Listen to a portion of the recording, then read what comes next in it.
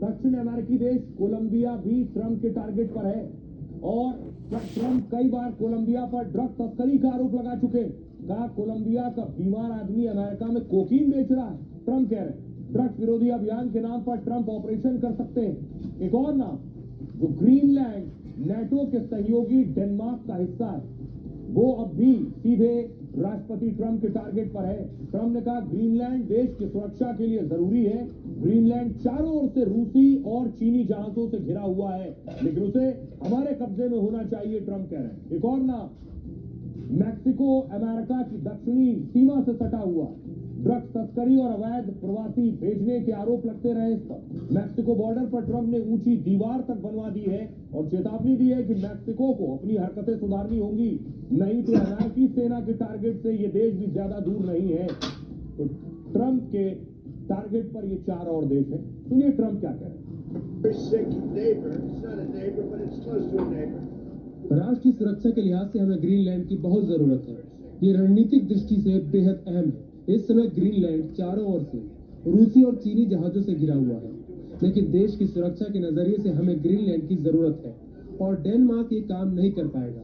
मैं आपको बिल्कुल साफ बता देता हूँ, क्यूबा हमेशा वेनेजुएला की वजह से बचा रहा। अब उन्हें कमाई नहीं मिलेगी। कल कई क्यूबा के लोग मादुरो बचाने की कोशिश में मारे गए। इस तरह हम ईरान पर करीब से नजर रख रहे हैं। अगर वे लोगों को मारना शुरू करते हैं तो अमेरिका उन्हें भी बहुत बुरी तरह मारेगा। अगर मुझे जेल में डालना चाहते हैं तो कोशिश करके देखिए। अगर मुझे नारंगी यूनिफॉर्म पहनाना चाहते हैं तो वो भी करके देख लीजिए। कोलंबिया की जनता सड़कों पर उतरकर मुझे बचाएगी और उनके हर प्लान को नाकाम कर देगी। तो ट्रंप ने जब वेनेजुएला के राष्ट्रपति को उठाया तो एक और परीक्षण हो गया कि चीन के जितने हथियार हैं सब बेकाम हैं, क्योंकि वेनेजुएला के पास भी चीनी हथियार थे।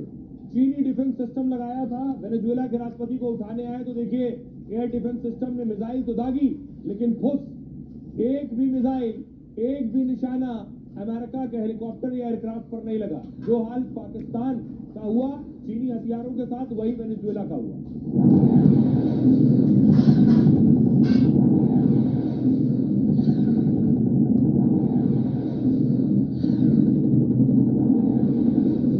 लेकिन चीन ने बहुत से लोगों को हथियार दिए। जिनके पास भी हथियार है वो डरे हुए हैं। ईरान भी खौफ में है। ईरान में बाकायदा प्रोटेस्ट हुआ, ट्रंप के खिलाफ ताबूत रखकर प्रोटेस्ट किए गए। ईरान ने इजरायली झंडे और अमेरिकी झंडे के साथ ये प्रोटेस्ट किया। पुतिन और ट्रंप में बनती नहीं। खमनेई और ट्रंप एक दूसरे के बहुत करीबी हैं। खबर इस तरह की है, खमनेई अंडरग्राउंड हो सकते हैं।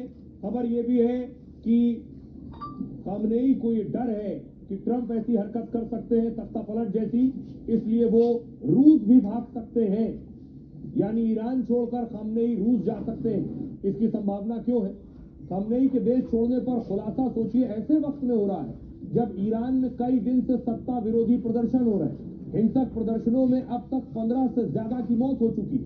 ईरानी सुप्रीम लीडर खमनेई को तख्ता पलट की आशंका है, इसलिए दावा किया जा रहा है कि खमनेई देश छोड़ देंगे। ब्रिटिश अखबार ने दावा किया है कि खमनेई रूस भाग सकते हैं।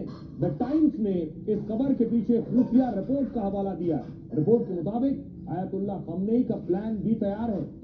उसके तहत खमनेई अपने करीबी 20 लोगों के साथ निकलेंगे। इसमें खमनेई का बेटा और उत्तराधिकारी मुश्तबा भी शामिल है। दावा है खमनेई अपने साथ अरबों डॉलर रूस ले जा सकते हैं और इजराइल के पूर्व खुफिया अधिकारी ने इस दावे पर मुहर भी लगा दी।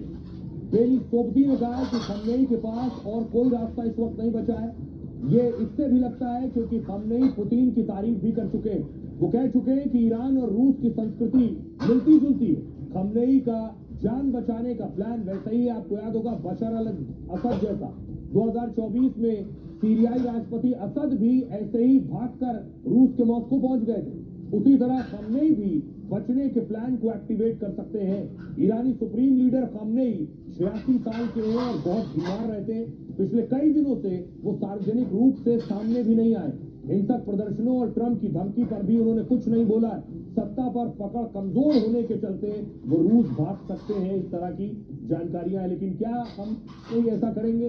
क्या ईरान में ऐसे हालात हैं कि कदम उठाना पड़ेगा? सुनिए जरा स्पष्ट क्या कहते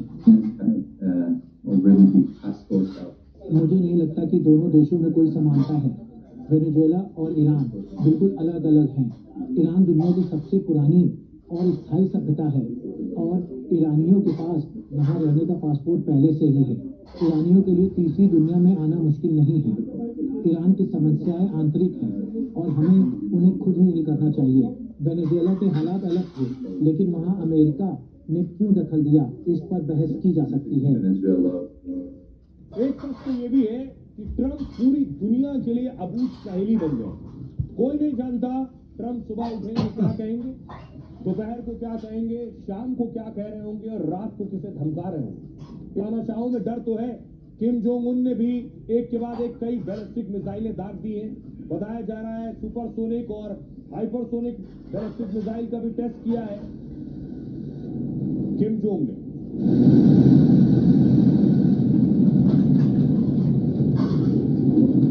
और ये बात अलग है कि किम जोंग खुद डोनाल्ड ट्रंप से मुलाकात कर चुके हैं और माना गया था कि जमी हुई बर्फ शायद पिघल जाएगी, लेकिन दोनों में 36 का आंकड़ा है।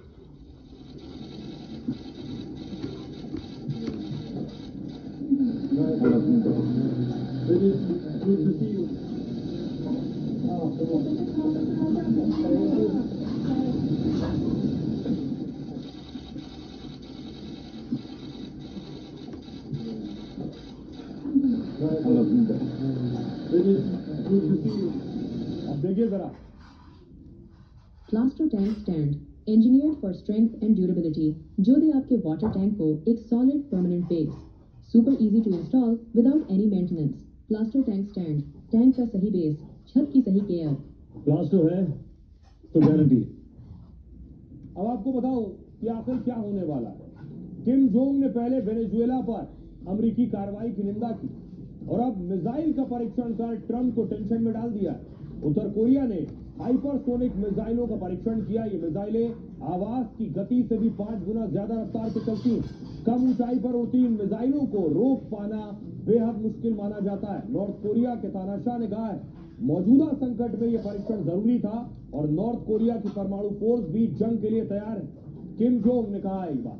दरअसल किम जोंग को पुतिन और जिनपिंग का करीबी माना जाता है। दोनों नेताओं के साथ किम जोंग अक्सर बात करते हैं, मुलाकात करते रहते हैं। वैसे कुछ साल पहले किम जोंग ने ट्रंप से मुलाकात की और ट्रंप ने किम जोंग को अच्छा फ्रेंड तक बता दिया। लेकिन मादुरो की गिरफ्तारी को लेकर किम जोंग नाराज हैं। चीन रूस की तरह ट्रंप ने मादुरो को तुरंत रिहा करने की मांग की है और कहा है कि अगर अमेरिका ने रिहा नहीं किया तो अंजाम खतरनाक होगा। नॉर्थ कोरिया है तो छोटा देश, लेकिन उसके पास परमाणु हथियार है और परमाणु हथियारों का रिमोट तानाशाह किम जोंग के हाथ में है। जो कब कौन सा फैसला ले ले ये ट्रंप या अमेरिका भी नहीं जानता।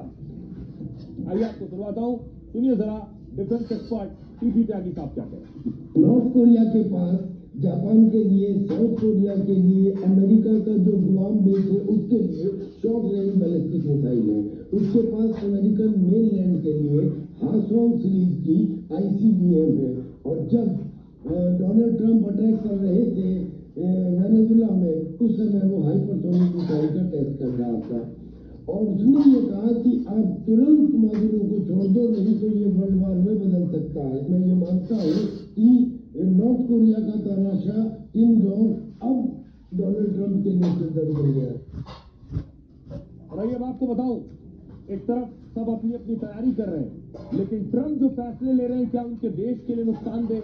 क्योंकि ट्रंप के डिप्टी यानी उपराष्ट्रपति JD वेंस के लिए आज अच्छा दिन नहीं था। ट्रंप के करीबी हैं, उनके राइट हैंड माने जाते हैं, लेकिन आज ट्रंप के डिप्टी के घर पर अमेरिका में अटैक हो गया। ये तस्वीर आप देख रहे हैं।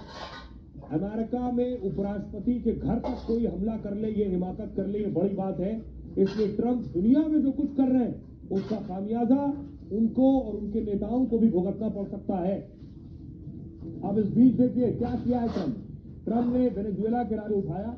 ये उनकी आज की तस्वीर सुबह की आई। मादुरो झुकने को तैयार नहीं, देखिए हाथ में हथकड़ी लगी है, फिर भी थम्स अप कर रहे हैं, यानी बेखौफ है और निडर है, उन्हें फर्क नहीं पड़ता। उसके बाद आज उन्हें कोर्ट में पेश किया गया। ये वो तस्वीर है, ये हेलीकॉप्टर लेकर पहुंचा है वेनेजुएला के राष्ट्रपति को कोर्ट में पेशी के लिए।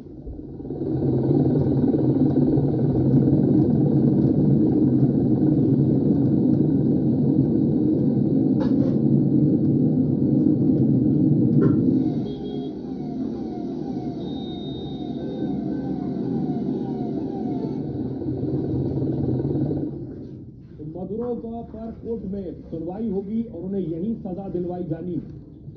अमेरिका ने मदुरो पर नार्को आतंक और ड्रग तस्करी के आरोप लगाए। अदालत में मदुरो को उम्र कैद की सजा देने की मांग की जा रही है, लेकिन मदुरो और उनका परिवार सारे आरोपों को गलत बता रहा है। मदुरो के बेटे गुएरा ने ऑडियो संदेश जारी कर पिता की वापसी की मांग की है और कहा है इतिहास बताएगा कि गद्दार कौन है। वेनेजुएला को जिन लोगों ने धोखा दिया है, इतिहास उन्हें बेनकाब करेगा और मां कसम अमेरिका कभी अपने मन की नहीं कर पाएगा, ये उनके बेटे ने कहा। वेनेजुएला की सेना ने भी अमेरिका के सामने सरेंडर से इनकार कर दिया। कार्यवाहक राष्ट्रपति डेल्सी रोड्रिग्स ने कहा है कि ये सत्ता मदुरो की है और जिस पर ट्रंप ने धमकी भी दी और मदुरो से बड़े एक्शन की बात की है। यानी ट्रंप ने जो वेनेजुएला की नई राष्ट्रपति बनी है, कार्यवाहक राष्ट्रपति, उन्हें भी धमकी दी है कि इससे खराब अंजाम तुम्हारे साथ होगा। लेकिन इसके बाद भी मदुरो या वेनेजुएला झुकने को तैयार नहीं है। मदुरो की गिरफ्तारी से एक बहस होने लगी है, क्या ट्रंप जैसे नेता किसी भी राष्ट्र अध्यक्ष को गिरफ्तार कर सकते हैं दुनिया में? दुनिया में शांति की जिम्मेदारी सबसे ज्यादा संयुक्त राष्ट्र की होती है। द्वितीय विश्व युद्ध के बाद यूएन ने अपना चार्टर यानी खास नियम बनाए। इसके तहत किसी को दूसरे मुल्क के राष्ट्र अध्यक्ष को गिरफ्तार करने का हक और अधिकार नहीं है। किसी भी देश की अखंडता या संप्रभुता पर सीधे हमला नहीं किया जा सकता। अगर कोई देश ऐसा करता है तो वो संयुक्त राष्ट्र चार्टर का सीधा सीधा उल्लंघन है।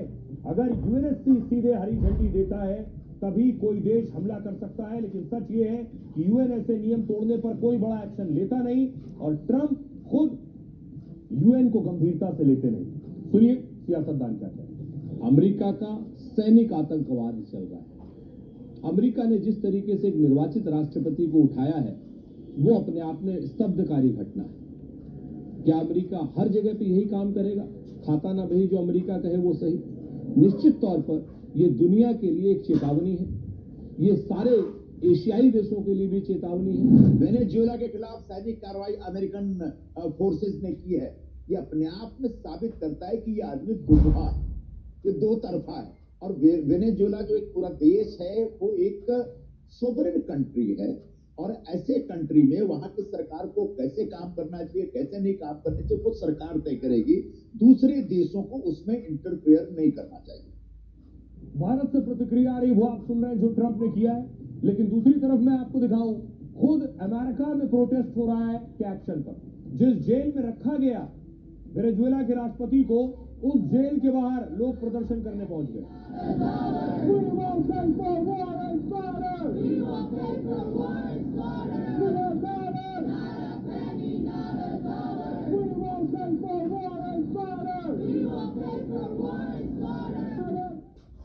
और उसके अलावा स्पेन में देखिए, स्पेन में भी लोग सेलिब्रेशन कर रहे हैं। स्पेन में जो वेनेजुएला के लोग रहते हैं वो उनके राष्ट्रपति को उठा लेने पर सेलिब्रेशन कर रहे हैं, जश्न मना रहे हैं कि अच्छा हुआ राष्ट्रपति को उठा ले गए।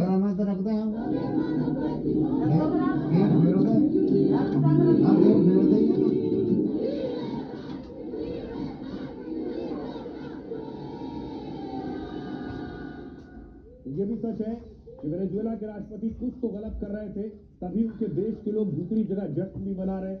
फिलीपींस से तस्वीर आई है, फिलीपींस में भी लोग जश्न विरोध कर रहे हैं और स्टॉप वॉर और ट्रंप के खिलाफ प्रदर्शन कर रहे हैं।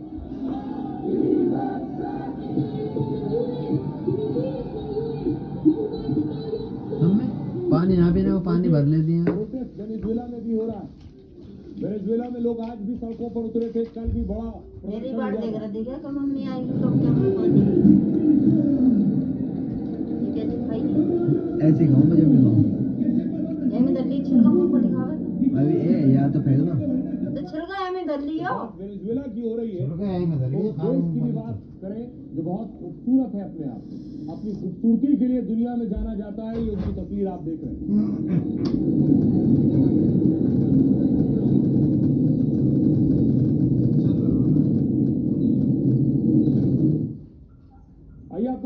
दक्षिणी अमेरिकी देश वेनेजुएला को खूबसूरती की खान कहा जाता है, चाहे वो कुदरती तौर पर हो या फिर इंसानी खूबसूरती की बात हो, क्योंकि वेनेजुएला दुनिया में सबसे ज्यादा ब्यूटी टाइटल जीतने वाला मुल्क है। विश्व सुंदरियों का देश कहे जाने के पीछे वजह है वेनेजुएला ने 2025 तक सबसे बड़े 4 ब्यूटी पेजेंट वाले 24 खिताब अपने नाम किए। इनमें 9 बार मिस इंटरनेशनल, 7 बार मिस यूनिवर्स शामिल। इसके साथ ही 6 बार मिस वर्ल्ड और 2 बार मिस अर्थ का क्राउन यहां की लड़कियों ने जीता है। वेनेजुएला दुनिया का इकलौता ऐसा देश है जिसने लगातार 2 साल मिस यूनिवर्स का खिताब अपने नाम किया। कुदरत ने भी वेनेजुएला को शानदार नजारों से संवारा है। कैरेबियन आइलैंड वाला ये देश प्राकृतिक तौर पर बहुत खूबसूरत है। यहाँ इंडीज पर्वतमाला है, अमेज़न के जंगलों का भी कुछ हिस्सा यहाँ है। इतना ही नहीं, दुनिया का सबसे ऊंचा एग्जिट फॉल्स भी वेनेजुएला में। दुनिया में सबसे ज्यादा तेल के भंडार वाला देश होकर भी वेनेजुएला कंगाल रहा, क्योंकि ये अपने कुल भंडार का सिर्फ 1% ही निकाल पाता है। यहाँ महंगाई इतनी ज्यादा हो गई थी कि कभी लोग बोरे में नोट भरकर एक पैकेट ब्रेड खरीदने जाते थे। कहते हैं वेनेजुएला में तेल पानी से भी सस्ता है। महंगाई से बचने के लिए यहाँ की सरकार ने 2021 में 2 लाख, 5 लाख और यहाँ तक कि 10 लाख के नोट छाप दिए। भारत का 1 रुपया यहाँ 3 गुना यानी करीब 3.25 वेनेजुएलाई करेंसी के बराबर है। वेनेजुएला की कुल 3 करोड़ से ज्यादा की आबादी में ज्यादातर लोग कैथोलिक ईसाई हैं। यहाँ की आधिकारिक भाषा स्पेनिश है, क्योंकि 1811 में स्पेन से आजादी की घोषणा की थी, लेकिन अब ये अमेरिका के शिकंजे में आ गया। आइए आपको सुनवाता हूँ, सुनिए जरा रविंदर सचदेवा क्या कह रहे हैं विदेश मामलों की जानकारी। वेनेजुएला का तेल अभी तक सैंक्शंस में था। अब जब ये अगर ट्रंप मामला संभाल लेगा तो वेनेजुएला का तेल फ्रीली आएगा वर्ल्ड मार्केट में लीगल रूप से। अभी तक तो इलीगल जा रहा था, तो जब लीगल रूप से वेनेजुएला का तेल आएगा और हो सकता है उसकी उत्पाद बढ़ाएंगे उनकी ऑयल कंपनीज, तो जब दुनिया में तेल की सप्लाई बढ़ेगी तो तेल की कीमतें कम हो जाएंगी। आने वाले महीनों में तेल की कीमत जो अभी शायद $60 प्रति बैरल है वो $45 आ जाएगी। ये भी एक एस्टिमेट लगाया जा रहा है। तो जो भी होगा मोटा मोटा दुनिया में तेल की कीमत शायद स्थिर हो जाएंगी। राइट। वेनेजुएला के बाद खबरों में आगे बढ़ते हैं। आज की एक और बड़ी खबर है, एक बड़ी मुलाकात हुई। योगी कैबिनेट में किसकी एंट्री होगी, ये सवाल इसलिए पूछे जा रहे हैं। आज मुलाकात हुई पीएम मोदी और उत्तर प्रदेश के मुख्यमंत्री योगी आदित्यनाथ। इस मुलाकात में बात हुई, लंबी चौड़ी बात हुई, लेकिन अब पूछा जा रहा है मुलाकात हुई, बात हुई, आखिर इससे निकल कर क्या आया। तो 50 मिनट की मुलाकात हुई बताया जा रहा है, और क्या बड़ा फेरबदल होने वाला है।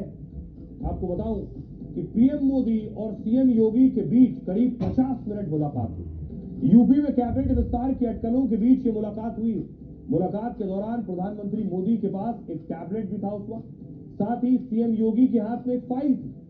माना जा रहा है मुलाकात में नए चेहरों को लेकर चर्चा हुई। यूपी मंत्रिमंडल में अभी 53 मंत्री हैं, इनमें अधिकतम 60 मंत्री हो सकते हैं, यानी 7 चेहरों को और शामिल किया जा सकता है। सीएम योगी ने मुलाकात की तस्वीर भी शेयर की है। इसमें मुलाकात को शिष्टाचार भेंट बताया गया। कैबिनेट विस्तार के साथ ही यूपी में एसआईआर पर भी चर्चा हुई। यूपी में करीब 2 करोड़ 89 लाख मतदाताओं के नाम काट दिए गए। प्रदेश के विकास को लेकर भी चर्चा की बात कही जा रही। प्रदेश संगठन में पदाधिकारियों की नियुक्ति के मुद्दे पर भी बात हुई। पंकज चौधरी के नए प्रदेश अध्यक्ष बनने के बाद बदलाव हो सकता है। पंकज चौधरी जल्द ही अपनी नई टीम बना सकते हैं। इसके लिए कुछ मंत्रियों को संगठन में भी भेजा जा सकता है। 2027 में विधानसभा चुनाव और इसी साल पंचायत चुनाव होने हैं। अब देखिए जरा, माना जा रहा है कि यूपी में मंत्रिमंडल विस्तार हो सकता है। कौन से वो चेहरे हैं जिन्हें योगी की टीम में जगह मिल सकती है, तो बताऊं आपको। संभावित मंत्री बताया जा रहा है, जाट समाज से भूपेंद्र चौधरी जी को मौका दिया जा सकता है। पाल समाज से पूजा पाल को योगी की टीम में शामिल किया जा सकता है। पासवान समाज से कृष्ण पासवान को जगह मिल सकती है।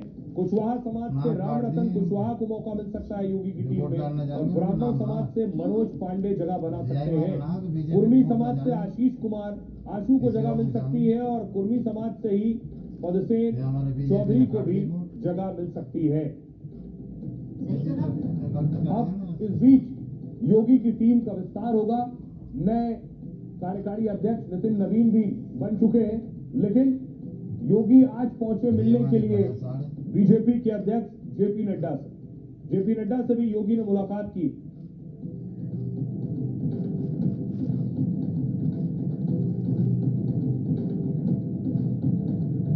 अब आइए आपको बताऊं कि इस बीच योगी दिल्ली में थे और देखिए यूपी में क्या हो रहा था। संभल में कल मैंने आपको बताया था बुलडोजर चल रहा था। आज संभल में रात के अंधेरे में बिजली चोरी करने वालों पर एक्शन हो रहा था, जो कटिया लगाते हैं और कटिया लगाकर बिजली चुराते हैं और मीटर में खेल करके बिजली चुराते हैं। ना आयो तो गए भैया गली में बिजली के बिल। हमारा ना आयो।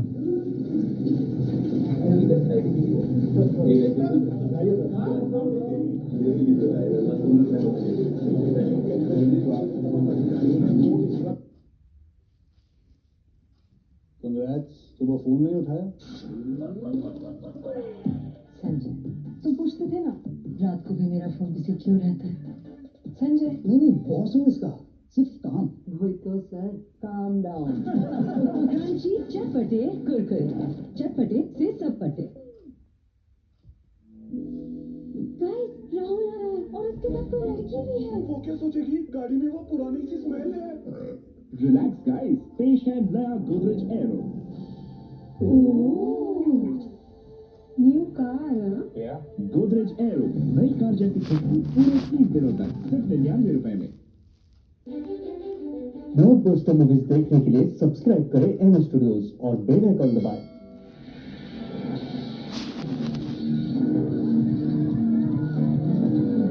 सर, कुछ लोगों ने मंदिर पर पत्थर फेंका और किसी ने मस्जिद पर। कोई शरीफ आदमी ना मंदिर पे पत्थर फेंकता है ना मस्जिद पे। कुछ हरामजादे वही तो इसको नुकसान पहुंचाने की कोशिश कर रहे हैं। घेर लो इधर से। Okay sir.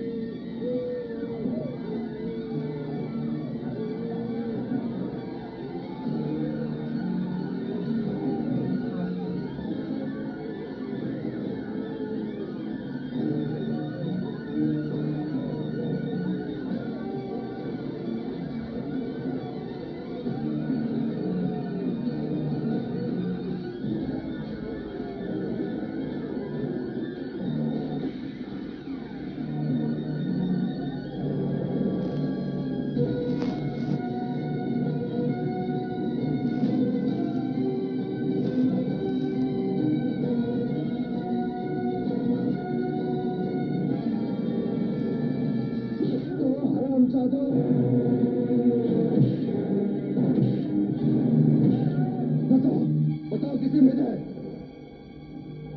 तुम नहीं बोलोगे। तुम हरामजादों को पकवाना मुझे अच्छी तरह आता है। तुम्हारा बाप भी बताएगा। मेरा नाम इंस्पेक्टर अमर है।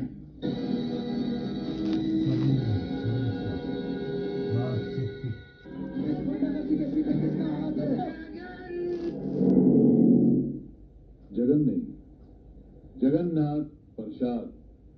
इस जगन और गगन के नाथ ने हमें प्रसाद बनाकर इस दुनिया में भेजा है, दुनिया वालों की सेवा करने के लिए। टूटे किसी का दिल तो तड़पते हैं हम गरीब, सारे जहां का दर्द हमारे जिगर में। वैसे कुछ पार्टी का रंग जमा करनी जमा पड़ेगी। बहुत जगन सेठ बहुत। आप तो अंधेरे से भी गुजर जाए तो वहाँ उजाला हो जाता है। और आपकी पार्टी में रंग न जमे ऐसा तो हो ही नहीं सकता है। जगन सेठ, ये पार्टी किस खुशी में हो रही है? खुशी का है कि यार हम तो गम में भी पार्टी दे दिया करते हैं। दर्द हो जिसमें हमें वो बात चाहिए, एक हंगामे बेखुदी हमें दिन रात चाहिए। ये क्या बदतमीजी है? जिस शोरोगुल से तुम्हें प्यार है जगन्नाथ, ये उसी प्यार का नमूना है।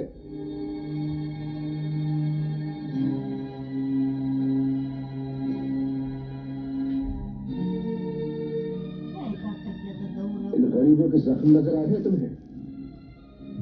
ये लकड़ी इन्हीं के जले हुए मकानों की है, जिन्हें तुमने अपनी सियासत की दुनिया में उजाला करने के लिए जला डाला। मैंने? तुम खूनी दरिंदे, भला बनने की कोशिश मत कर। चलो खुशी हुई, जिंदगी में पहली बार किसी ने जगन सेठ के गिरेबान पे हाथ डालने की कोशिश तो की, तो उसके सामने ऊंचा बोलने की हिम्मत तो की। मैं ऊंचा बोल ही नहीं रहा, बल्कि तुझे इतनी ऊंचाई पे लटका दूंगा कि तू दोबारा अपने मनहूस कदम इस दुनिया में न रख सके। चल मेरे साथ। आप लोग पार्टी जारी रखिए, हम अभी आते हैं। सरकार, आपकी जेब के तराजू में नोटों के ढेर लगा दूंगा। बस 1 घंटे के अंदर अंदर जगन से जेल के बाहर होने चाहिए। इस 1 घंटे की कीमत मुंह मांगे होगी। ठीक है, हम अभी तुम्हारा काम किए देते हैं। धन्यवाद। ऐसे ही तो नेता बैठ गया होगा, बर्बाद कर रहे हैं देश को।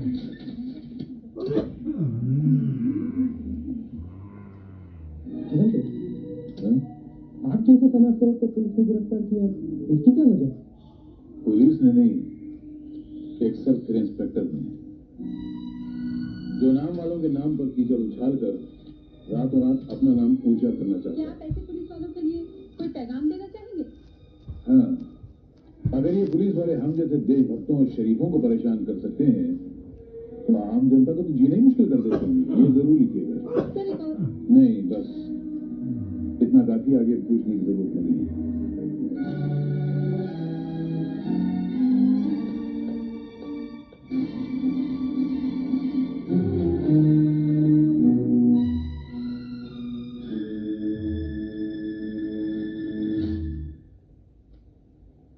सर, बड़ी मुश्किल से मैं जगन को गिरफ्तार करके लाया था और आपने इतनी आसानी से उसे जाने दिया। और क्या करता, बिना किसी गवाह, बिना किसी सबूत और बिना किसी जुर्म के मैं उसे लॉकअप में बंद करके कैसे रख सकता? जी, कोई गवाह नहीं था? वो मंगलू जिसे मैंने रंगे हाथों फंसा कर दूर पकड़ा था, गवाही देने के लिए तैयार था। उसकी गवाही काफी नहीं क्या आपके लिए? आई एम सॉरी अबर, मैं मजबूर हूं। आप जैसे अफसर मजबूर हैं, फिर हमारे जैसे अफसर तो मरे हुए हैं। बेजान कठपुतली हैं हम लोग, जिनके मुर्दा जिस्म को जबरदस्ती वर्दियां पहना दी गई। आप मजबूर हैं नहीं सर, आपको मजबूर कर दिया गया है। जब ऊपर से दबाव पड़ता है तो नीचे वालों को दबना ही पड़ता है। जबान बंद रखनी ही पड़ती है और लॉकर के दरवाजे खोलने नहीं पड़ते हैं। सर, किस काम की ये वर्दी जो किसी मजलूम को जुल्म से न बचा सके? किस काम का यह होता जो किसी दौलतमंद मुजरिम के गिरेबां तक न पहुंच सके? कभी गलती से उनके गिरेबां पे हाथ डाल दिया तो वो अपनी दौलत की तलवार से कानून के हाथ काट देते हैं। सर, ये रोज रोज के हाथ कटवाना, अपनी जमीन को फांसी लगवाना आपको मुबारक हो। मुझे ये सब नहीं होगा। मैं सिर्फ एक बार मरने के लिए पैदा हुआ हूं, बार बार मरने के लिए नहीं। आज शाम तक मेरा इस्तीफा आप तक पहुंच जाएगा।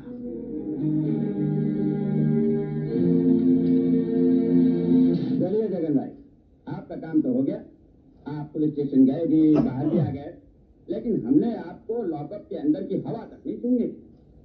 अब जरा मेरी जेब के पोलिंग बूथ में आपका वोट पड़ जाए तो जिंदगी की इलेक्शन का मजा।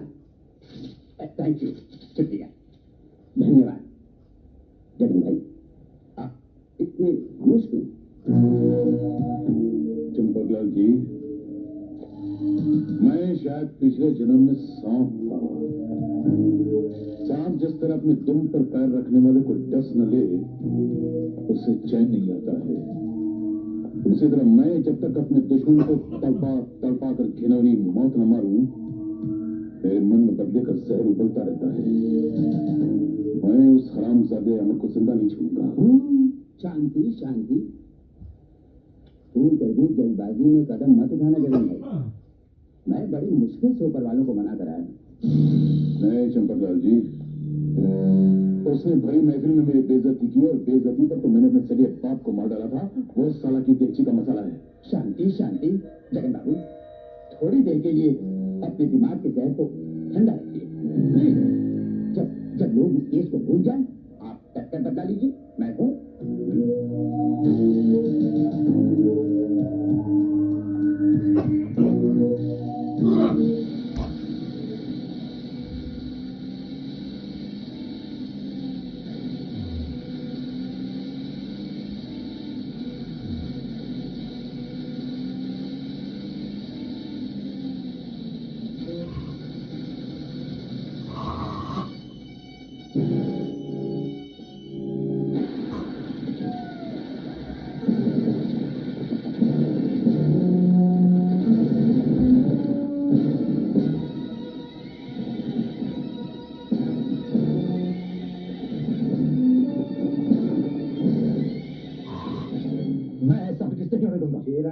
नीति के मुताबिक अगर उन 25 कैदियों को रिहा नहीं किया गया तो वो बस के तमाम मुसाफिरों को एक एक करके खत्म कर देगा। अगर हमने उन कैदियों को आजाद कर दिया तो वो खतरनाक मुजरिम न जाने कितने मासूमों के खून से जमीन को रंग देंगे। हमें जाने दीजिए। सुनिए, मैं आप लोगों के जज्बात को समझता हूँ और ये भी जानता हूँ कि ऐसे मौके पर आपको क्या दुनिया का कोई इंसान खामोश नहीं बैठ सकता। लेकिन आपने उन डाकुओं को पकड़ने के लिए अभी तक किया क्या? आप लोगों के रिश्तेदारों को बचाने के लिए हम कोई कसर बाकी नहीं छोड़ेंगे। लेकिन हम आपकी झूठी तसल्लियों से चुप बैठने वाले नहीं हैं। चिल्लाने और शोर मचाने से कुछ नहीं होगा। मेरी आप सबसे दरख्वास्त है कि आप सब मिलकर हमारा साथ दीजिए। मैं वादा करता हूँ कि बहुत जल्द बस के मुसाफिरों को सही सलामत अपने अपने घर पहुंचा दिया जाएगा। शेरा ने ये ऐलान किया है कि अगर उसके 25 साथियों को रिहा न किया गया तो वो एक एक करके अगवा किए हुए सारे लोगों के टुकड़े टुकड़े करवा देगा। भाई वाह, क्या धमकी है। सरकार को हिलाने का काम जो बड़े बड़े अपोजिशन लीडर नहीं कर सके, शेरा ने कर दिखाया। ये प्लान अकेले शेरा का नहीं था, नाचीज का भी था। ओ, दिमाग की ताकत हमारी थी, बाजू की ताकत शेरा की। ये वो तो है। हुजूर की आकी के कदमों पर तो बड़े बड़े पहाड़ तक सर झुकाते हैं। अब देखिएगा ये सरकार कागज की कश्ती की तरह कैसे डगमगा जाती है। यहाँ एक बच्चा या औरत मारी गई और वहां सरकार ने घबरा कर फौरन उन 25 कैदियों को छोड़ दिया। और जगन से आप उन 25 कैदियों का करेंगे क्या? हंगामे, दंगे, फसाद, उन कैदियों को देश के कोने कोने में भेजेंगे। फिर धर्म के नाम पर, मजहब के नाम पर, सियासत के नाम पर इतने हंगामे कराएंगे कि ये सरकार हिल कर रह जाएगी। जगन से आप इतने बड़े हंगामे तो मत करवाइए, कहीं ऐसा न हो कि बलवे की आग हमारे दामन तक पहुंच जाए। आग हमारे दामन तक न पहुंचे इसीलिए तो आपको रखा है। हम आग लगाते जाएंगे, आप बुझाते जाइएगा। हाँ?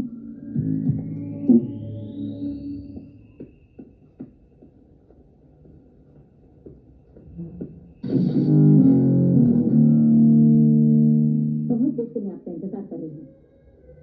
आप मेरा इंतजार कर रही थी? कहीं क्या बात है? बैठिए, बताती हूँ। बैठू? डरिए मत, मैं आपको कहीं भगा कर नहीं ले जाऊंगी। ये हम डरते तो कभी किसी से नहीं। सीधे बैठ गए, बताइए जाना कहाँ है?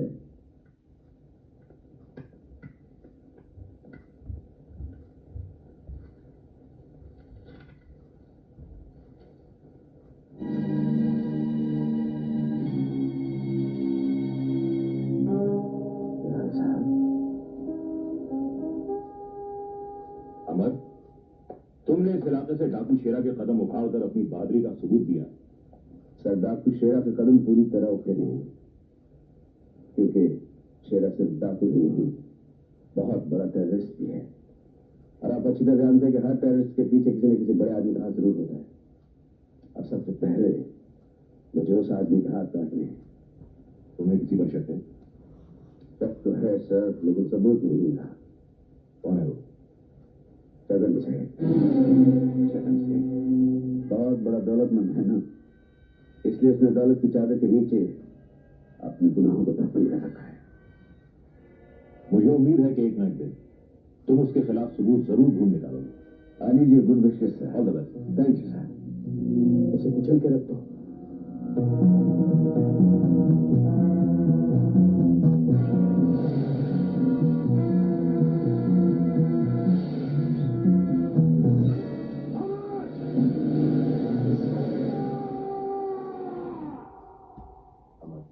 जी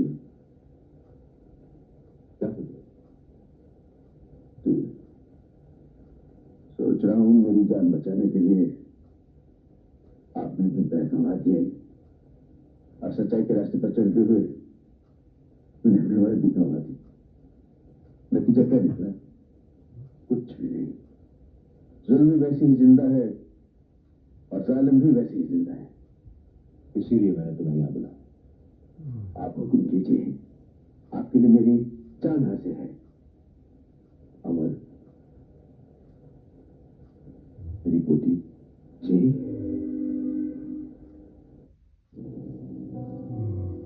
नर्वस है? नहीं सर, डैंड्रफ है। दिस मलेरिया कुछ तरह सही नहीं है। डैंड्रफ ही है, चिपका है।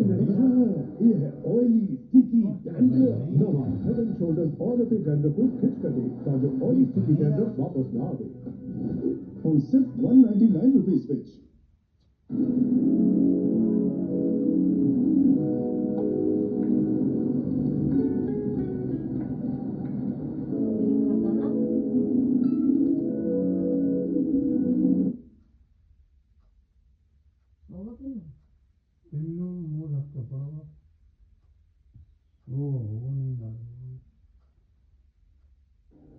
दयाल साहब क्या कह रहे हैं?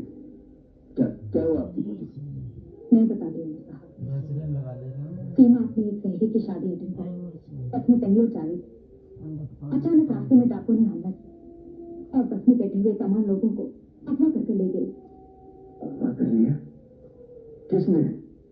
शेरन। शेरन डाकू? हाँ बेटा, तुम तो जानते हो कि उससे मेरी पुरानी दुश्मनी है। अगर उसे ये पता चला कि सीमा मेरी पोती है तो पता नहीं वो उसके साथ क्या सुलूक करेगा। बेटा, ये पूरा हाथ जोड़कर तुमसे अपनी पोती की जिंदगी की भीख मांगता है।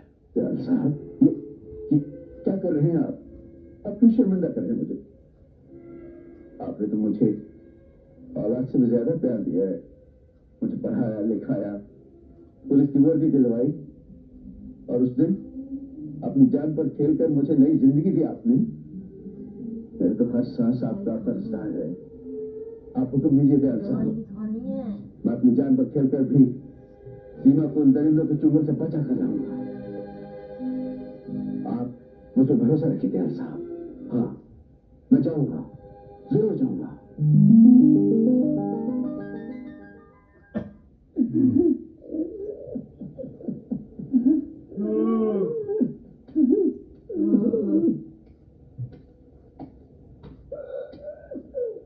क्या हुआ बाबा? बच्चों की याद आ गई है, लेकिन न जाने वो लोग किस हाल में होंगे। मेरे सिवा दुनिया में उनका कोई भी नहीं है, कोई भी नहीं है, कोई भी नहीं है। धीरज रखो बाबा, सब ठीक हो जाएगा। और भी मेरे दादा दयाल तो पुलिस कमिश्नर रह चुके हैं। उनकी इस डाकू शहर से बहुत पुरानी दुश्मनी है।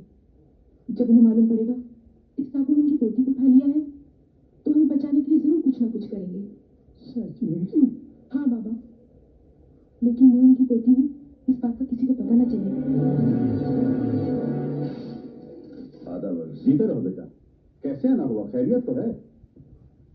रहीम चाचा, जब मैं पुलिस ऑफिसर था आपने कानून के दुश्मनों के नाम और पते बताकर मेरी बहुत मदद की थी। आज मैं एक कड़े इम्तिहान से गुजरा हूं, मुझे आपकी मदद चाहिए। हुक्म करो बेटा। मुझे कासिम अली और करण का पता चाहिए। करण के बारे में तो फिलहाल कुछ खबर नहीं है, अलबत्ता कासिम अली कहाँ होगा ये मैं जानता हूँ। कहाँ होगा इस वक्त?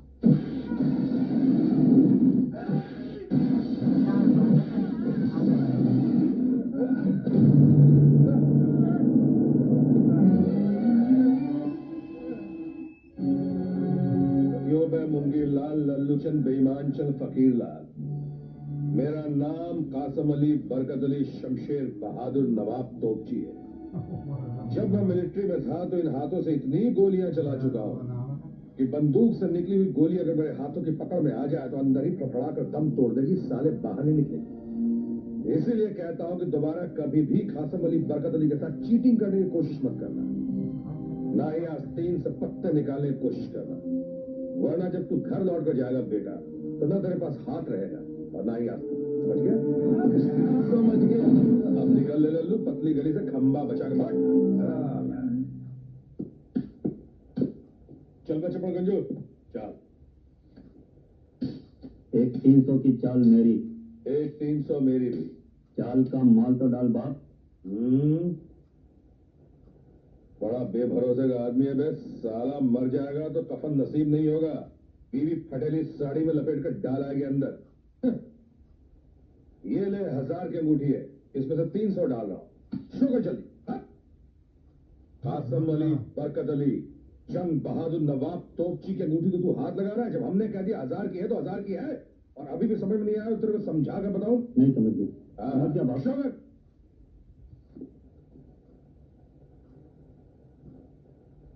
गुलाम बेगम बादशाह। बहुत मारूंगा साले अगर हाथ लगाया तो। देखने से पहले भूतनी के गुलाम बेगम बादशाह। गुलाम बेगम बादशाह की औलाद क्या है भैया?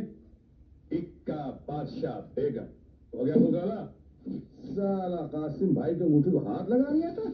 अच्छा कासिम अली बरकत अली जंग बहादुर नवाब तोपची चलता है इधर से। खुदा हाफिज। चल बेटा हसन, अब तुझे तेरे अब्बू से कोई शिकायत नहीं रहेगी। बाप बेटा मिलकर जम के मौज बनाए। भाई भाई, अबे कौन है बे? कासिम, कासिम भाई। अब ओए सांस क्यों फूल रही है? कासिम से भाई तक पहुंचने में 10 मिनट का टाइम क्यों लगा रही है? जल्दी बोल, बात क्या है? अच्छा कासिम भाई, आप मुझे यहाँ मिल गए। मैं आपको घर से ढूंढता क्या आया हूँ। क्यों बे, मारना चाहता है क्या? खैरियत? पहले थी तो नहीं है भाई, आप तो जानते हैं जब भी मुझे पैसे की जरूरत पड़ती है मैं आपके पास चला आता अबे ओए, कुछ मांगने आया क्या? बोल, बात क्या है? हाँ। आज मुझे इनकार मत करना, मुझे बहुत जरूरत है कासिम भाई। अबे वो उल्लू के पट्टे, परसों जो तेरे को पैसे दिए उसका क्या हुआ? कासिम भाई, वो बेटे की दवा पे खर्च हो गए थे। कासिम भाई, आज मेरे बेटे की तबीयत बहुत खराब हो गई है और डॉक्टर बोलता है उसको ऑपरेशन करना पड़ेगा। मैं मदद के लिए सबके पास गया, मुझे कहीं तो पैसा नहीं मिला कासिम भाई। लेकिन तुम्हें मेरा एक सहारा हो, मेरे बच्चे को बचा लो कासिम भाई, मेरे बच्चे को बचा लो। नहीं तो मैं बच जाऊंगा। खुदा के लिए मेरे बच्चे को बचा लो कासिम भाई, खुदा के लिए मेरे बच्चे को बचा लो, मेरे बच्चे को बचा लो कासिम भाई, मेरे बच्चे को।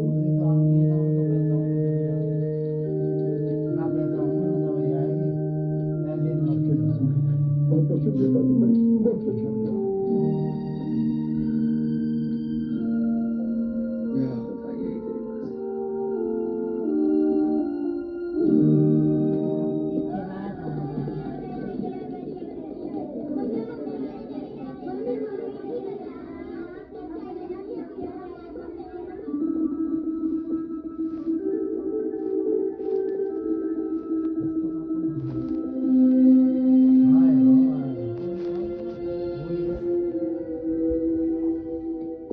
आदाब, अर्ज है बढ़िया आदाब। नाराज हो गया? आपकी बला से आपको हमारी नाराजगी की बहुत परवाह है। अरे बेटा, तेरी एक मुस्कुराहट में तेरे अब्बा कासिम अली बरकत अली जंग बहादुर शमशेर नवाब तोप की अपनी जिंदगी कुर्बान कर सकता है। तो फिर आप लेट क्यों आए? बेटे क्या पता, जिस दिन मैं पैदा हुआ था उस दिन दुनिया की शायद सारी घड़ियां बंद थी, इसीलिए कोई काम सही वक्त पे शुरू नहीं होता। ना ही मैं तुझे सही वक्त पर लेने आता हूँ, ना ही तुझे सही वक्त पर घुमाने ले आता हूँ, और ना ही मेरा कोई सही वक्त शुरू होता है। लेकिन घबराना मत, मैं एक दिन बड़े जोर शोर के साथ बदलेगा। अल्लाह में पुराने करके तुमको उधार एक दिन यूं उतार कर रख देगा। अब तुम मुस्कुरा मेरे लाल। क्यों मुस्कुराओ? खामोश। अब्बा, हाँ बेटे, आपकी बात तो हम छुट्टियों पर घूमने जाएंगे ना? हाँ हाँ, प्रोग्राम तो बनाया था मगर वो अगर मगर कुछ नहीं। देखिए अब्बा, आपने पिछली बार पक्का वादा किया था कि हम इस बार जरूर चलेंगे। हाँ, वादा किया था वो मुझे अच्छी तरह याद है, मगर मगर क्या? इस बार वही पैसों का मसला बीच में आ गया। मैं हर साल यही खाब देख देख के गुजारता हूँ कि छुट्टियां होते ही अपने अब्बा के साथ मैं कहीं घूमने जाऊंगा। मैं क्या करूं बेटे, हर बार की तरह मैं इस बार भी शर्मिंदा हूं। मैं मतलब ये बेटे, ये देखो, इस कमबख्त हाथ में पैसा टिकने की लकीर ही नहीं है। देखो कहीं है कुछ नहीं, पैसा आता है, थोड़ी देर ठहरता है और फिर छिटक जाता है। अब्बा, आप दूसरे बच्चों की बात की तरह कुछ काम क्यों नहीं करते? क्या करूं बेटा, कौन सा काम? पहले मिलिट्री में था तो तेरी मां की बीमारी की वजह से छोड़ देनी पड़ी। तभी तो छोटा था, अकेला था और अपना कोई रिश्तेदार भी नहीं था। लाख कोशिशों के बावजूद भी वो न बच सकी। तकदीर ने उसे उठा लिया और तू मासूम मेरी गोद में अकेला रह गया।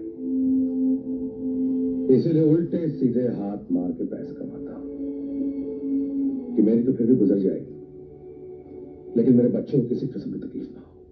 पापा ये लीजिए। तेरे पास कहां से आ गया? मैं अपने रोजाना जेब खर्च से बचा कर रखता हूँ। मुझे मालूम है आप मेरे लिए बहुत तकलीफ उठाते हैं, फिर मैं आपकी कमाई फिजूल खर्च में कैसे उड़ा सकता हूँ। या अल्लाह या अल्लाह, परवरदिगार अपने गुनहगार बंदे को इतना मत गिरा, उसे अपनी मासूम औलाद के आगे हाथ फैलाना पड़ा। कौन आ गया भाई? बाप बेटे के बीच इस वक्त कौन आ गया? अभी देख लेता हूं। कौन है? मैं माफ करना इंस्पेक्टर साहब, खुदा की कसम मैंने कुछ नहीं किया। खुदा, अब तो आप इंस्पेक्टर रहे नहीं तो मैं खामोखा काय को भी जगह आओ। माफ करना, मैं अपनी घबराहट वापस लेता हूँ। आधा बजे अंकल। आधा वर्ष है। जनाब की तारीफ अजी जितनी की जाए कम है, इसलिए कि मेरे साहबजादे हैं ना, नवाब हसन अली, शमशेर अली, मोहम्मद अली, गुलाम अली, नजाकत अली, कली मगर तो असल में स्कूल में पढ़ने जाते हो? Uncle very good very good. आप एक काम करो, ये लो जाओ जाकर आइसक्रीम खाओ। जी शुक्रिया। आपको अब्बा से बात करनी है, मैं वैसे ही चला जाता हूँ। तो बड़ा खुददार है।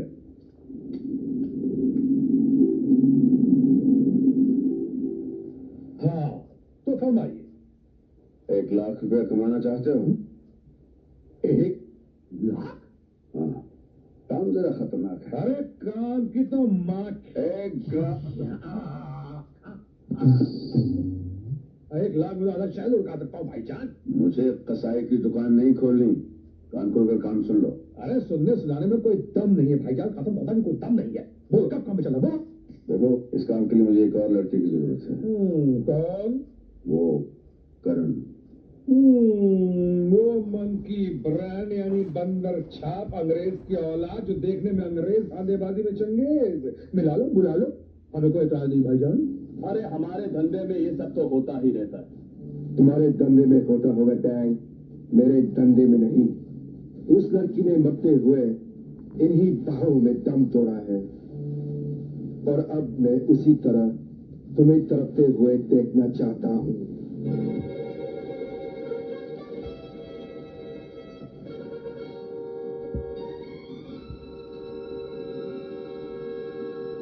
खाओ इसे।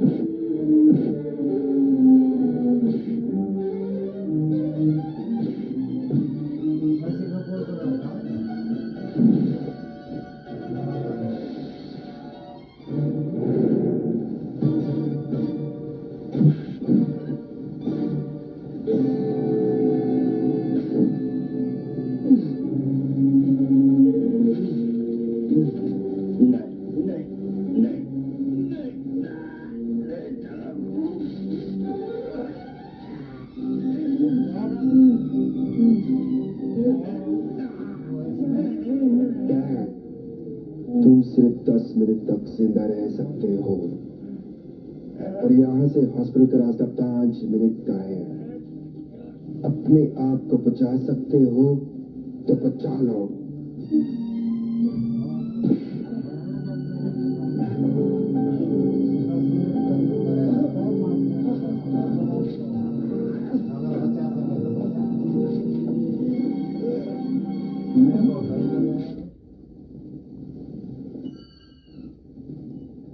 आ गया?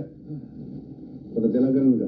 नहीं, मैंने उसके सारे अटैक छान मारे, लेकिन बंदर छाप मंकी ब्रांड का कहीं भी पता नहीं चला। हाँ, इतना सुना कि उसने किसी डैंग नाम के आदमी का खून कर दिया, और डैंग के आदमी उसके पीछे पागल कुत्ते की तरफ पड़े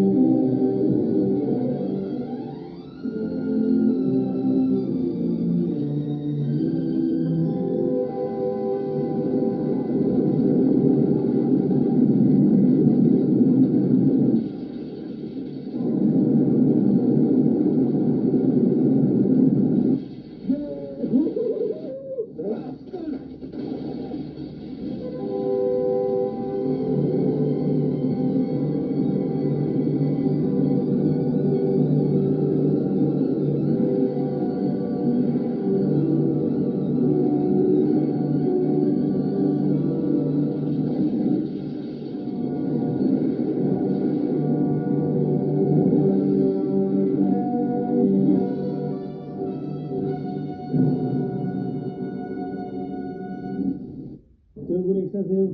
All save.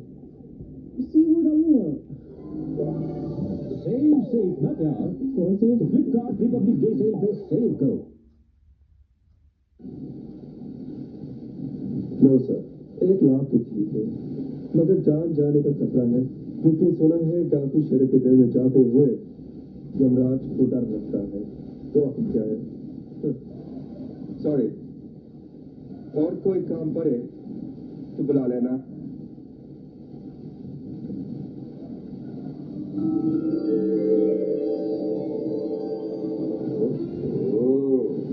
बंदर छाप राल टपकने लगी साले। आपकी गाड़ी?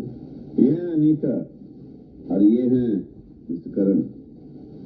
इन्हीं की छोटी बहन को शेरा ने गवाह किया है। जब बड़ी इतनी खूबसूरत है तो छोटी खूबसूरती में नाले की छोटी होगी।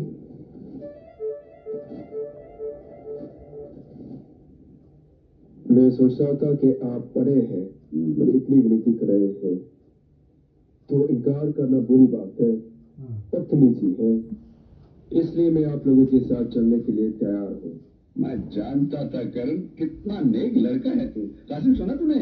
अब तो लगता है 1 लाख रुपए भी नहीं लगेगा। केला खा बेटे, केला खा। अपन बेटे तू रो रहा है? शेर बच्चे रोया नहीं करते। और फिर मैं जो जा रहा हूँ ना, सिर्फ अपने बेटे के लिए जा रहा हूँ। हमेशा मिल जाएगी। उसके बाद हम बाप बेटा हमेशा साथ साथ रहा करेंगे। छुट्टियों में साथ साथ घूमने जाया करेंगे, हिल स्टेशन, जगह जगह, सब जगह। अच्छा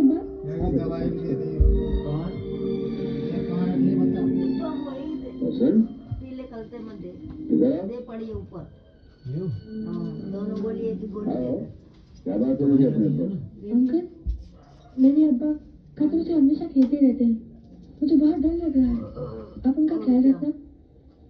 अरे पगले, जिस अब्बा की इतना प्यारा सा बेटा हो, उसका कोई कुछ नहीं बिगाड़ सकता। खुदा हमेशा उसके साथ रहता है। और फिर अपने अब्बू को भरोसा नहीं है ना? ऐसी बात हुई ना तो मैं हूँ। हाँ, जाके फिर भैया गेट से लगा ढंग से, गेट से लगा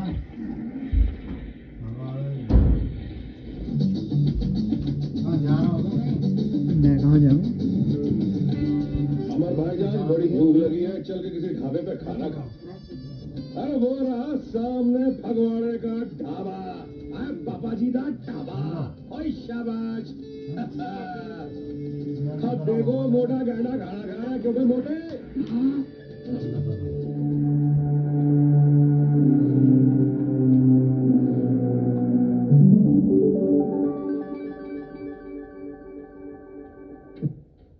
हम गरीबों ने तेरा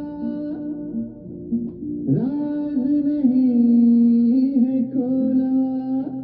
सेठ की जेब में पैसे ने, सेठ की जेब में पैसे ने छनक कर ये बोला। क्या बोला?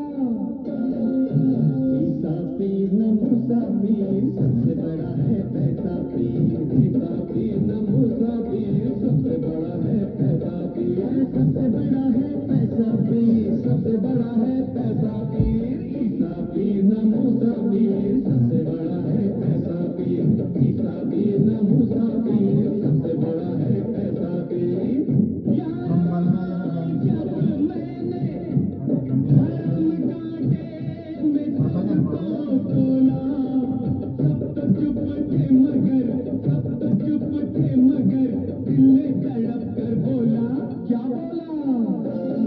रुपया पीर नो पैसा प्यारा,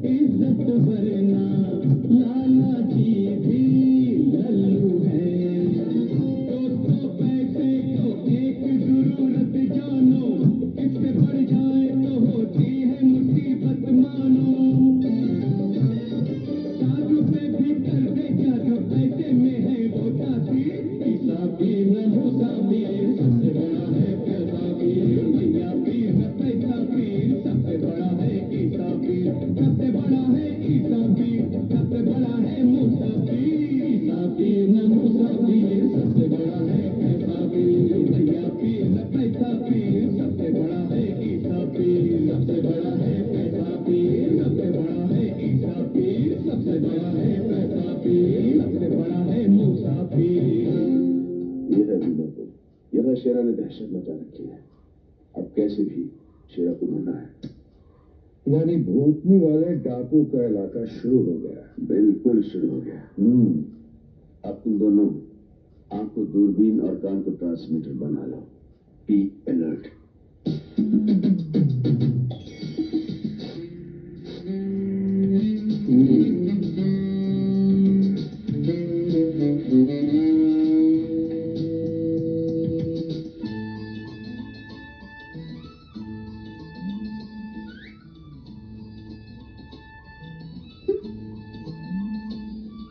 सिर्फ चक्का मारा, तमाचा नहीं मारा, मतलब चांस है। सुनिए। क्या है? आपका नाम? तुमसे मतलब? मतलब मैं यहाँ एक फिल्म बनाना आया हूँ, जिसके लिए मुझे एक कलेजा पारू हीरोइन की जरूरत है। मेरी फिल्म में काम करोगी? क्या? तुम फिल्म बना रहे हो? हाँ, इश्क पे, मोहब्बत पर। कहानी तुम्हारे ऊपर शुरू होती है और तुम्हारे ऊपर ही खत्म हो जाती है।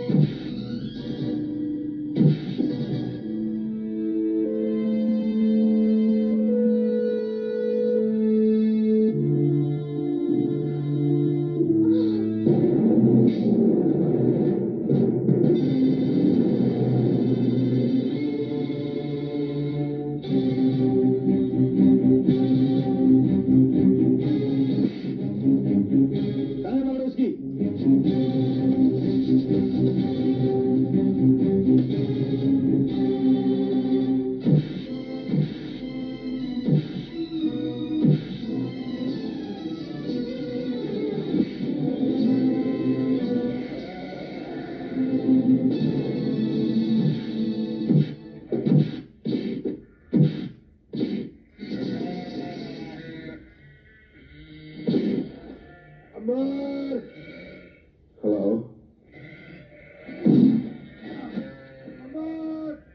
अमर मेरी मदद करो।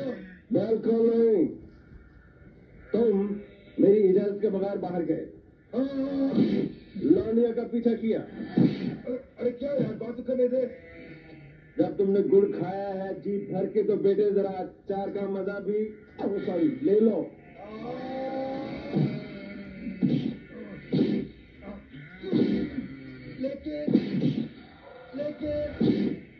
अरे लेकिन क्या बोले दे यार। भाई साहब, मदद करनी चाहिए? बिल्कुल नहीं। अरे ये बोलते हैं बिल्कुल मदद नहीं करनी चाहिए, मदद तो किसी शरीफ आदमी करनी चाहिए ना। जी हाँ। ये बोलते हैं किसी शरीफ आदमी क्या बात।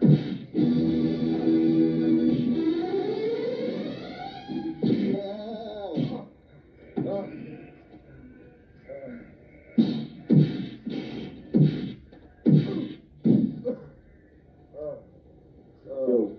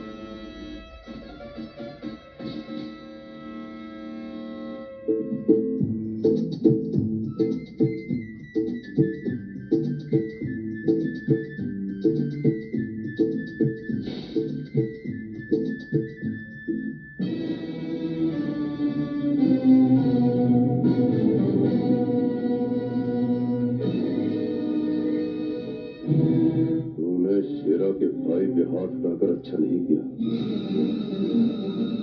मैं तुझे जिंदा नहीं छोड़ूंगा।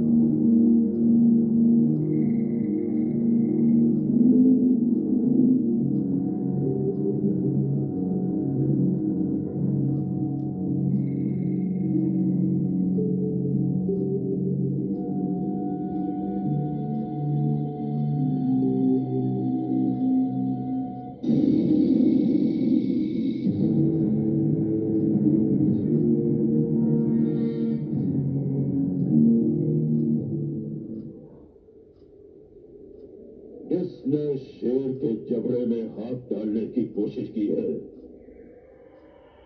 कौन है वो जो मेरे आदमियों का खून करके उनके खून की स्याही से अपने मौत के परवाने पर दस्तखत कर रहा है?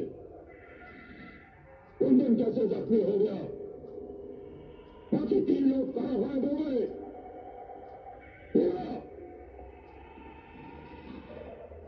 जी सरदार। शेरा की शहनशाहियत में खून बहाने का हक सिर्फ शेरा को है। फिर ये खून बहाने की हिम्मत किसने की? पता नहीं सरदार। कुंदन, कुंदन जवाब दो, किसने तुम्हें जख्मी किया? जुबान खोलो, बोलो कुंदन। इसके जख्म को देखो।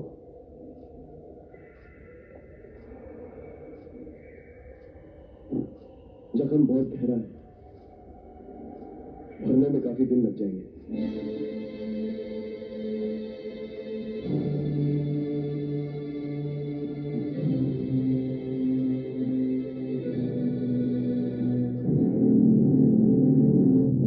सरदार, ये तो आपका भाई है।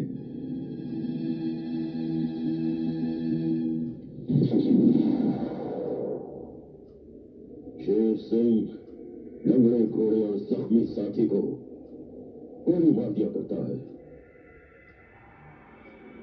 चाहे वो उसका भाई ही क्यों ना हो। ऐसा पहले कभी नहीं हुआ था। हमारे किसी साथी को पुलिस पकड़ नहीं पाई और आज एक ही दिन में हमारे 4 आदमी भी मार दिए गए।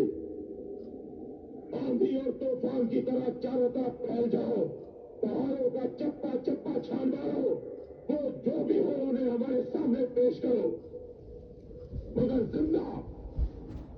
मर गए तो उनके सीने में छुपा हुआ राज भी मर जाएगा। जाओ।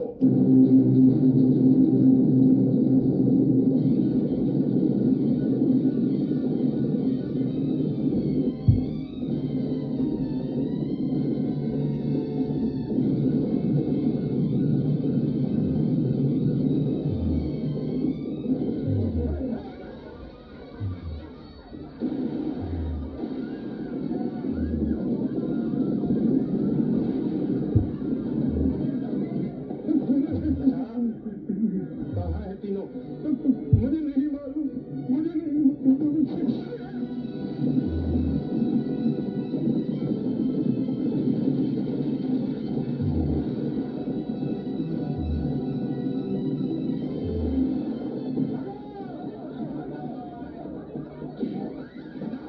वो 3 आदमी कौन थे जिन्होंने हमारे आदमी को जख्मी किया?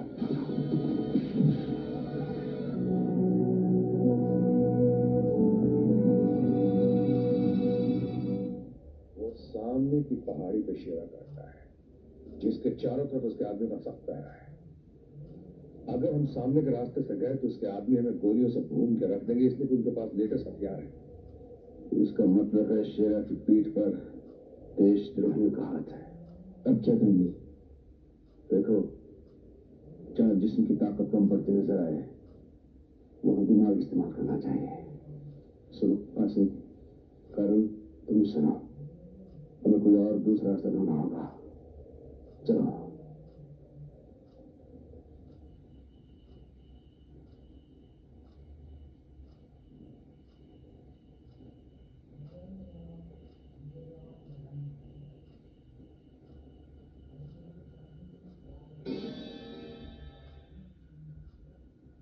करण, करण। साजिद भाई, मुझे बहुत नींद आ रही है यार। तेरी नींद की जात का भुट्टा मारो, उल्लू के पट्टे, बंदर छाप, साले कभी कभी काम की बात भी सुन लिया कर। कौन से काम की बात यार? देख बे, शेरा के पास लाखों का माल है। वो माल अगर हमारे हाथ आ गया ना तो हम लखपति बन जाएंगे। लेकिन ये माल हमें मिलेगा कैसे? अरे वो बंदर छाप, सीधी सी बात है। शेरा के अड्डे पे जब हम दयाल की पोती को छोड़ने जाएंगे ना, उसी दौरान शेरा का हम सारा माल हथिया लेंगे। नहीं। अनीता, अनीता, तुम यहाँ इस वक्त? मैं अपनी बहन को बचाने आई हूँ। जब तक सीमा बीमा शेरा की कैद से रिहा नहीं हो जाती, मैं आप लोगों के साथ ही रहूंगी। तुम क्या समझे हम 3 आदमी से बचा नहीं सकेंगे? हम बेकार हैं। वापस जाओ यहाँ से तुम। अमर, तुम भी कमाल करते हो यार। शेरा के आदमी जंगल के चारों तरफ फैले हुए हैं। ये अकेली लड़की, खुदा न खास्ते रास्ते में अगर इसे कुछ हो गया तो। Okay, let's go.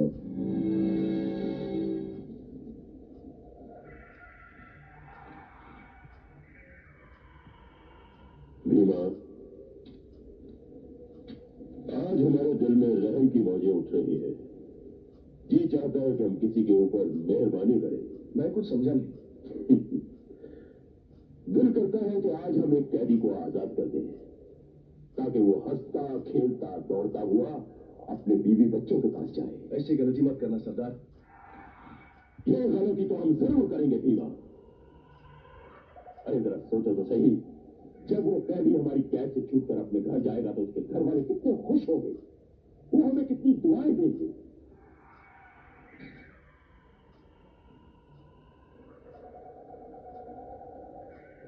तुम में सबसे बुरा कौन है भाई? डरो मत, आज शेरा मेहरबानी की मौज में है। बोलो, कौन है तुम में सबसे बुरा? आज हम उसे आजाद करके घर भेजना चाहते हैं। बोलो।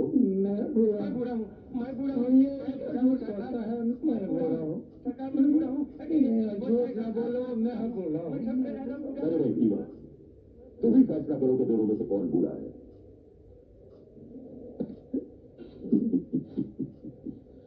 जाओ, तुम आजाद हो, अपने घर जाओ।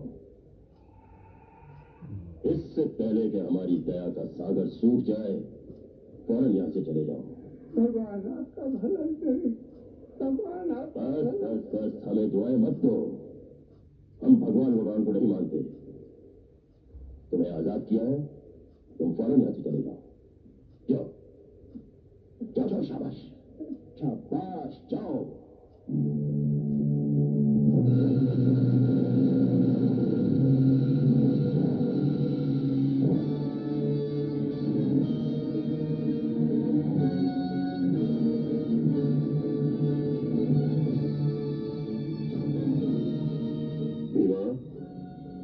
जी सरदार।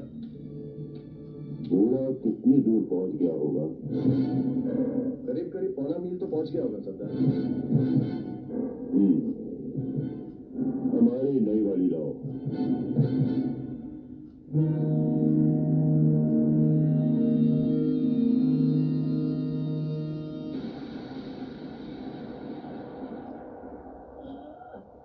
वाह, क्या बढ़िया निशाना है सरदार।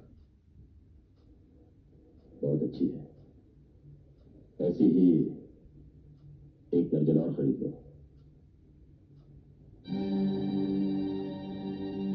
नहीं, मैं मरना नहीं चाहता।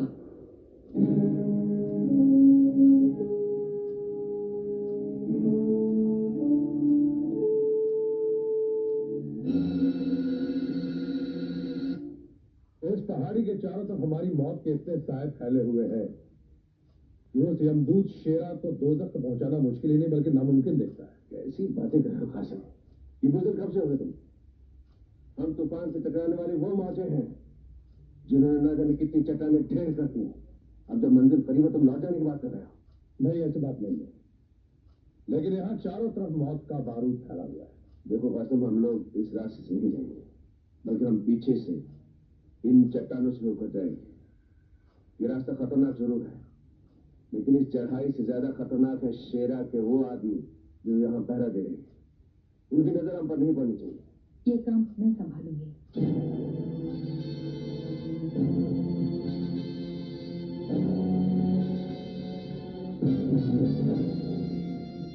नहीं बेटा, इसमें जान जाने के डर है, इसलिए इतना बड़ा रिस्क तुम्हें नहीं लेने दूंगा। आप बेफिक्र रहिए, मुझे कुछ नहीं होगा।